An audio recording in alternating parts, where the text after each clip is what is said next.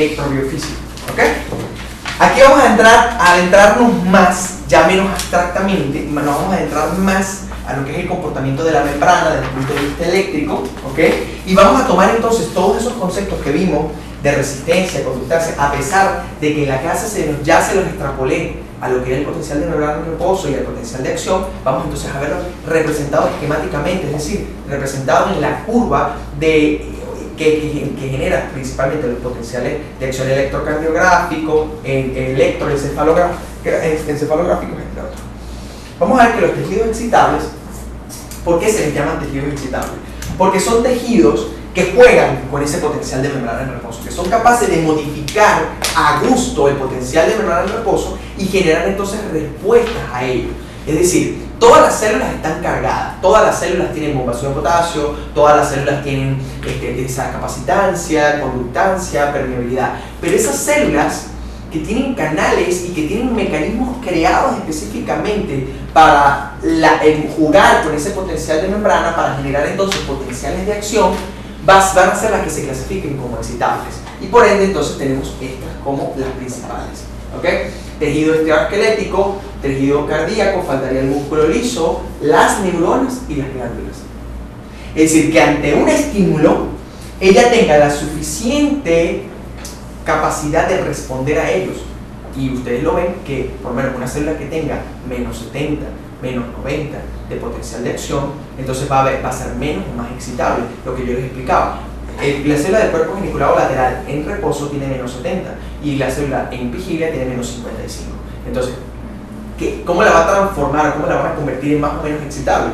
En la capacidad que tenga esa célula de acercarse al potencial necesario para aperturar todos los canales de sodio, o en el caso de las células, por lo menos las cardíacas, el nodo sinusal, calcio, en este caso el potencial necesario para abrir todos los canales de calcio, que van entonces a despolarizar completamente la célula y van a generar entonces un estímulo, una respuesta, que va a ser, dependiendo de la célula, una respuesta eléctrica, mecánica o de liberación de sustancias o secretoras. ¿Okay? Entonces, ¿alguna pregunta con esto? Entonces, ellas son capaces de elaborar, procesar y emitir una respuesta a partir de un estímulo dado. ¿Ok? ¿Cómo lo hace? ¿Cómo lo hace? Como les expliqué en la primera clase, había un estímulo que llegaba, ella se comportaba como una célula procesadora, ese procesamiento iba a emitir una respuesta que iba a ser llevada a una célula efectora. Entonces podemos tener diferentes tipos de células excitables trabajando entre sí y generalmente lo vemos así. Vamos a ver que las neuronas van a trabajar con los músculos y las neuronas van a trabajar con las glándulas para entonces emitir respuestas, porque los impulsos eléctricos permiten entonces generar respuestas rápidas y la contracción, y en el caso de la secreción glandular, emitir respuestas ante cambios. Entonces, la respuesta nerviosa va a ser una respuesta de conducción, de transmisión de información, y los músculos y las glándulas de respuesta. ¿Okay? En el caso del pensamiento es diferente, y ahí ya el pensamiento pasa a ser un pensamiento que pasa a la conciencia y pasa a un cambio de comportamiento. ¿Okay? Un recuerdo, un cambio de comportamiento, la emisión de la información, bueno, muchas cosas. ¿Y cómo lo hacen? A través de la modificación de canales de sodio, en el caso de estas señoras, músculo esquelético, glándulas y neuronas, y como les dije, en el nodo sinusal y las células de respuesta lenta cardíaca y calcio.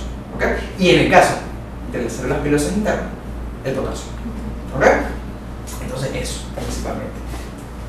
La famosa imagen del potencial de acción tiene una duración total de 1.5 a 2 milisegundos, ¿okay? Pasando por varias fases. Una fase que la conocemos como estado de reposo, una fase ascendente o fase 2 del potencial, que es la fase o la velaza despolarizante, el pico del potencial, la fase de repolarización o asa descendente, ¿okay? Para luego pasar a un postpotencial, ¿okay?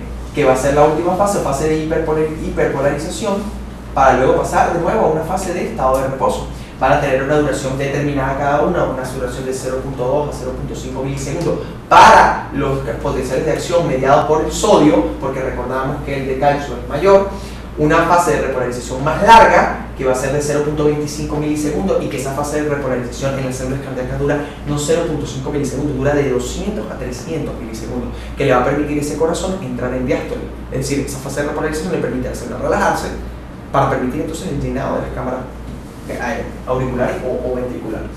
Y una fase de undershoot o fase de postpotencial, que es porque resulta que los canales de potasio que se abren aquí, que son sensibles al voltaje, ellos no funcionan como el sodio, ya lo vamos a ver.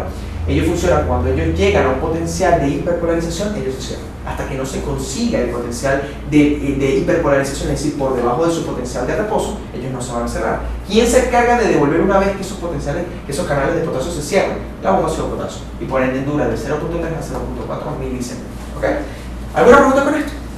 ¿Cómo se define potencial de acción? Es el cambio brusco, es decir, la inversión de cargas que existe en una membrana, ¿okay? Y que genera una respuesta de tipo propagable, es una respuesta que es conducida a grandes distancias, que no tiene una limitante ni de tiempo ni de espacio, ¿ok?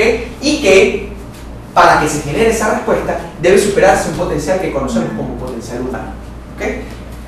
¿Alguna pregunta con esto? ¿No? Ok. Entonces, ¿cómo se determinó este potencial de acción de las neuronas? Resulta que unos investigadores, un alemán y un gringo, creo, o un británico, estudiaron las neuronas de los calamares gigantes, que son neuronas que podemos ver inclusive. Entonces ellos pinzaron las neuronas porque ellos determinaron que había cargas o había un movimiento de cargas entre ambos lados. Y ellos entonces, al estudiar la diferencia en potencial que existía por ese paso de cargas, ellos entonces se dieron cuenta que lo que generaba esas respuestas eran ese paso de cargas que iban a variar en función al estímulo que se estaba generando sobre la neurona y que entonces permitía el paso o no de las cargas. Entonces teníamos el estado de reposo sin ningún estímulo externo, no se generaba, o sea, la corriente, no había intensidad de corriente. Cuando se generaban entonces estímulos eléctricos, se generaba entonces paso y por ende se generaba una intensidad de corriente que podía ser estudiada. Y que ellos luego determinaron que eran los canales los que permitían este evento y que no se sabía antes. ¿Okay? Entonces, aquí hablamos de las conductancias. Mírenla ya. La conductancia del sodio iba a determinar principalmente en este caso el potencial, la fase ascendente del potencial de acción, y que esto que vemos aquí hacia adentro representaba la conductancia del potasio. Y esa conductancia del potasio iba a generar parte de lo que era la rama de repolarización de la fase descendente del potencial de acción. Aquí vemos conductancia del sodio, conductancia del potasio, que era más lenta y que coincidían directamente con la fase ascendente y con la fase descendente. ¿Okay? Entonces, ¿cómo ellos determinaron eso? Eso es algo muy interesante también. ¿Por qué? Porque ellos lo determinaron con toxinas. Y con las toxinas, ellos determinaron cuál era el papel de cada una de ellas. Entonces, ustedes ven la imagen del lado derecho. Y eso que dice TTX y TEA, ¿ok? Y quiero, ya lo ven, ¿verdad? Este de aquí. Este de aquí. Necesito nuevos lentes. Ok, resulta que se generaban modificaciones en el potencial de membrana que cuando se aplicaban una u otra, y que luego entonces ellos determinaron